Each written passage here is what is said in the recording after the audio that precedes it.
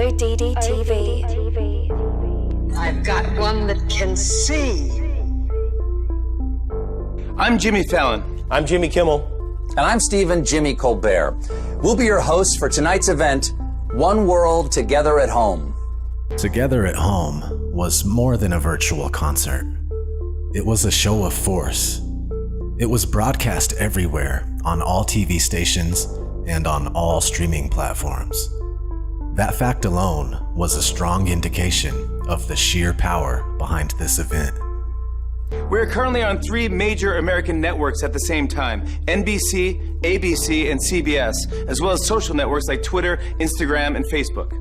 Furthermore, the list of celebrities and powerful people who appeared during that event was simply staggering, with headliners such as Lady Gaga, Billie Eilish, Taylor Swift, and Celine Dion. However, this event was not only about music. The music was there to attract people. Between the performances, there were specific messages coming from powerful places. Ladies and gentlemen, the woman who put this entire evening together, Lady Gaga. Let's not kid ourselves here. Lady Gaga was the face of the event, but she was not the engine behind it. Together at Home was a massive PR campaign from the World Health Organization and the entire elite system behind it. Lady Gaga was put at the forefront of this event because her face and her name sell more than the face and the name of Tedros Adhanom Ghebreyesus, the Director General of the World Health Organization. For the same reasons, countless celebrities were enlisted to say specific messages because celebrities are the best vehicle to transmit messages from the elite to the masses. The logo itself sums up the message of the event. The hands of those in power keep people inside their houses. At the top, the words "One World," basically a call for a global government. One world order.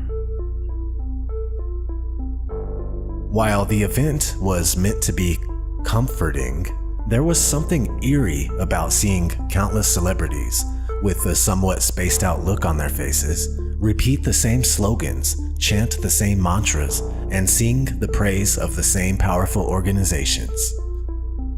Here are some of the messages communicated throughout the event.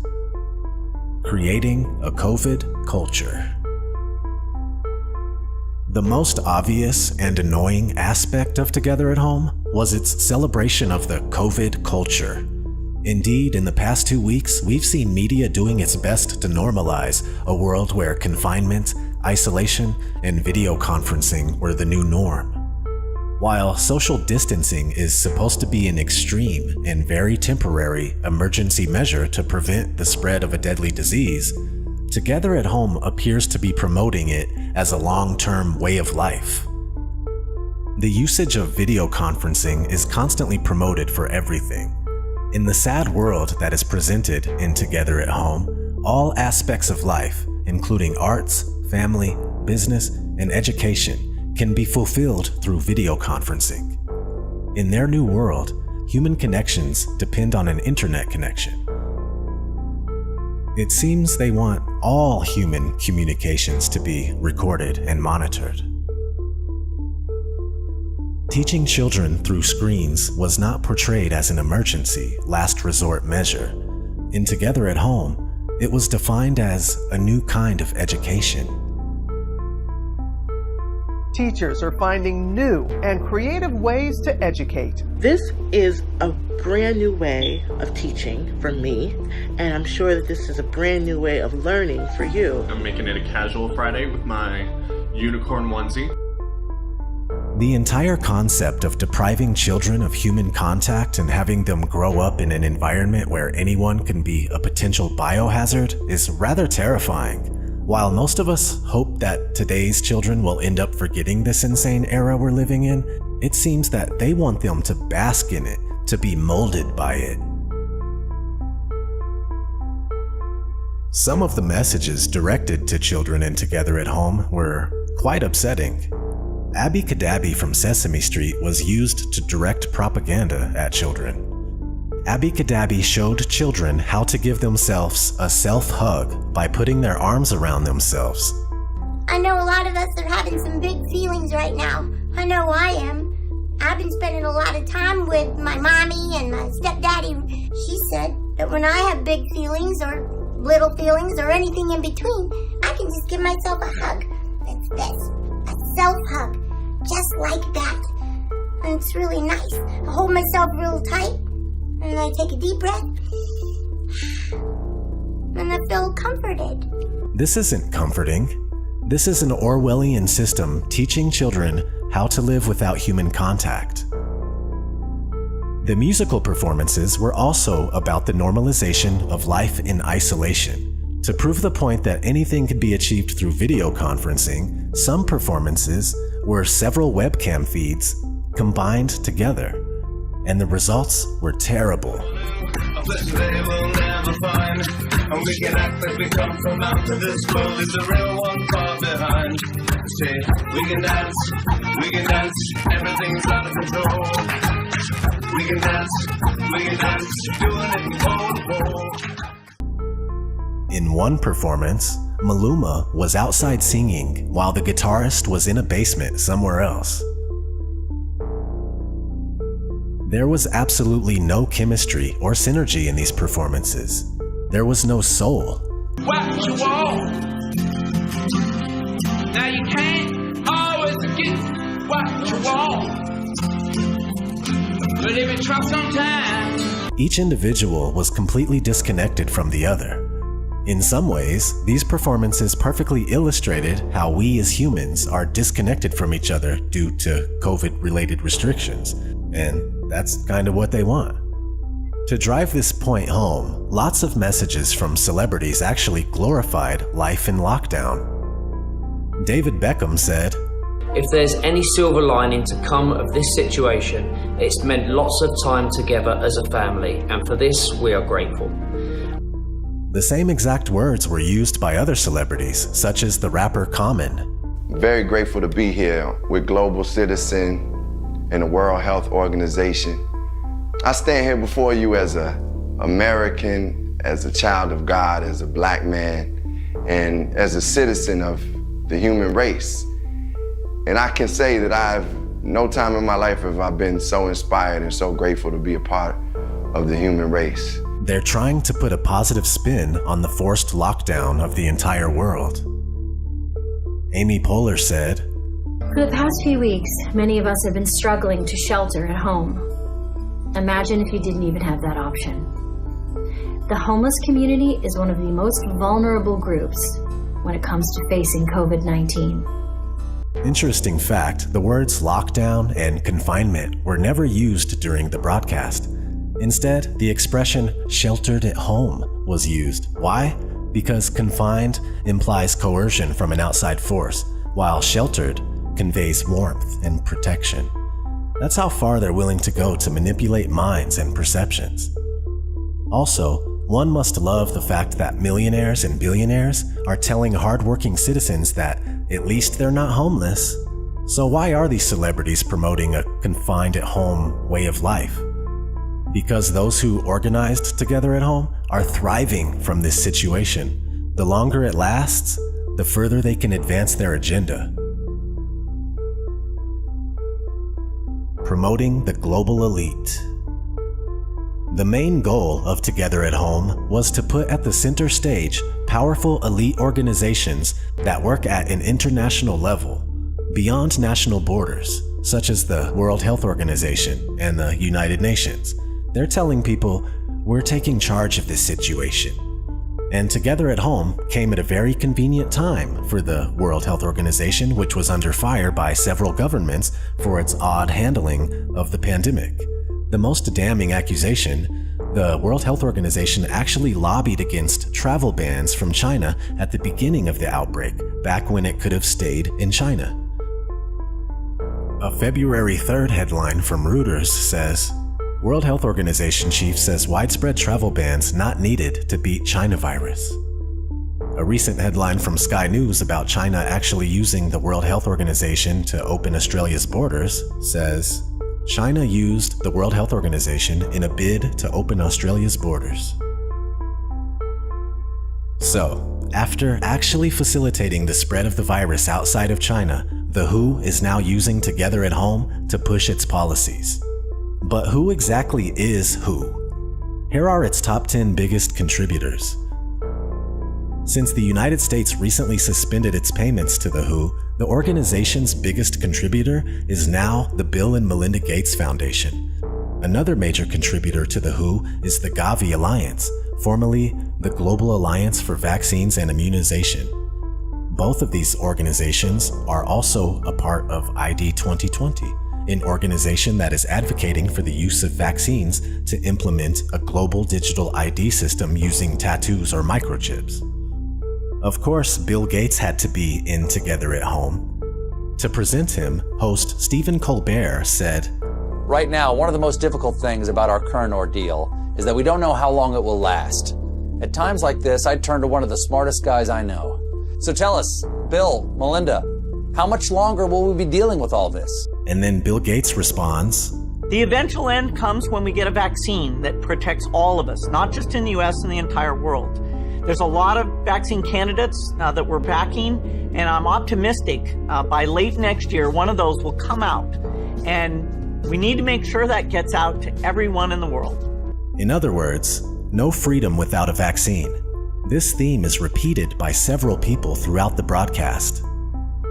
David D. Ho used his credibility as an MD to push the same message. "I have no doubt that science will come through, but our work will take time. Please buy us that time. The world must act as one now. Let's stay at home together, flatten the curve together, and give scientists the time needed to develop solutions to end this pandemic." In other words, no freedom without a vaccine. Actor Henry Golding was used to praise Gavi. He says, The organization is also working to make sure that once a vaccine is ready, it will be available to anyone who needs it. Thank you to all the scientists and researchers working to keep all generations safe from COVID-19. Throughout the event, the messages were so repetitive and carefully worded that we were basically swimming in neuro-linguistic programming. While most messages began by thanking healthcare workers because they needed something that everyone could agree on, the messages quickly moved to the subtle promotion of a global government through the use of specific phrases. The Director General of the World Health Organization had a word to say. "Today, we come together as one to express our common humanity. COVID-19 has taken so much from us, but it has also given us unique opportunity to put aside our differences, to break down barriers. I want to thank Lady Gaga, the many artists and humanitarians, global citizen, my friend Hugh Evans, and the United Nations for bringing us together as one world, together at home." Other figures from the United Nations had similar messages. The United Nations Secretary General also addressed the world. Guterres said, "Together, we will defeat this virus and rebuild a fairer world as united global citizens and United Nations." Michelle Obama and Laura Bush appeared together with a globalist message. They said, "Tonight, we stand with the people of the world. The coming days will not be easy, but this global family of ours is strong." Of course, Oprah had to be there. And if you couldn't guess, her message was in line with everyone else. "Tonight, we stand as one world, united in our fight to rid the world of this disease." All these people are saying the exact same thing. They're using New World Order, One World Order buzzwords. Promoting mega corporations and organizations. Together at Home promoted several mega corporations that happen to be tightly associated with the global elite. Disguised as "thank you for your support" messages, these promotional ads actually glorified some of the most powerful organizations on Earth. Not only do they completely dominate their respective industries, but they also take part in elite gatherings such as the Bilderberg meetings and the World Economic Forum to shape global policies.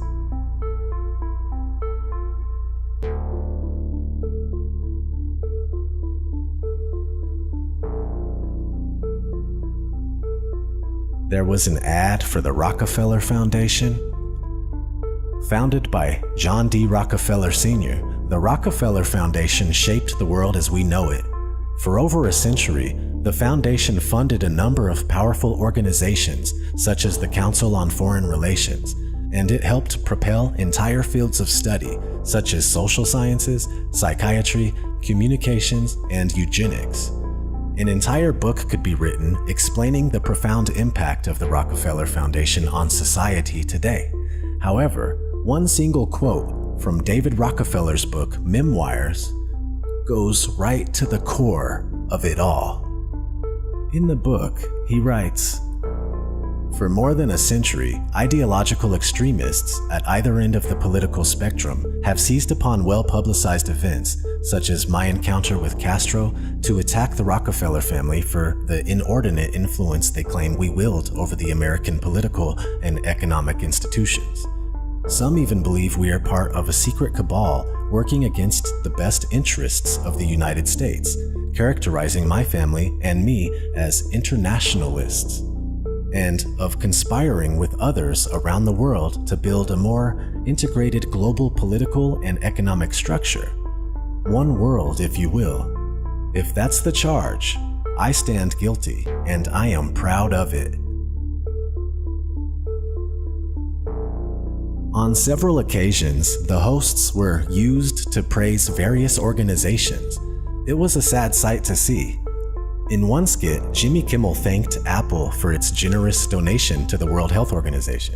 He also thanked Apple for babysitting his children for the past month.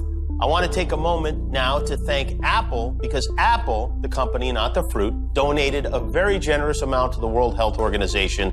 And I would also like to personally thank Apple for babysitting my children over the last month. For real. Thanks, Apple. While this was meant as a joke, they really want to raise our children through their screens. Later, Jimmy Fallon thanked Bloomberg Philanthropies and Mike Bloomberg, the elite billionaire who owns a media conglomerate. Tonight, we thank Bloomberg Philanthropies and, of course, Mike Bloomberg for all their relief work, from helping countries in Africa prepare their healthcare systems to providing meals to public workers in hospitals. In short, this entire thing was a shameless infomercial for the global elite, even though there is no globe. Just saying, just saying. In conclusion, Together at Home brought in audiences using Billie Eilish, Taylor Swift, and Lady Gaga. But it was much more than a concert. It was the global elite rearing its ugly head and using its celebrity puppets to sing its praise. It was also about celebrities telling the masses to embrace their lives confined at home. Sorry, I meant sheltered at home, and to accept a new normal. This event was tailored for the World Health Organization in order for them to take center stage during this crisis. I did air quotes because you can't see me, but air quotes. Crisis. So they can allow their contributors, such as Bill and Melinda Gates Foundation, to gain positions of authority. They are directing humanity towards the one world order, quick, fast, and in a hurry. The little bit of privacy and rights we still have left are quickly being undermined in order for the elite's ultimate dream to become a reality. The one world system that we are now entering will be the end of any and all freedoms that we once held near and dear to our hearts. If that makes you upset, remember, you can always give yourself a self-hug. This has been ODDTV. Thanks for watching. Kill the programming and never sleep again. Take care.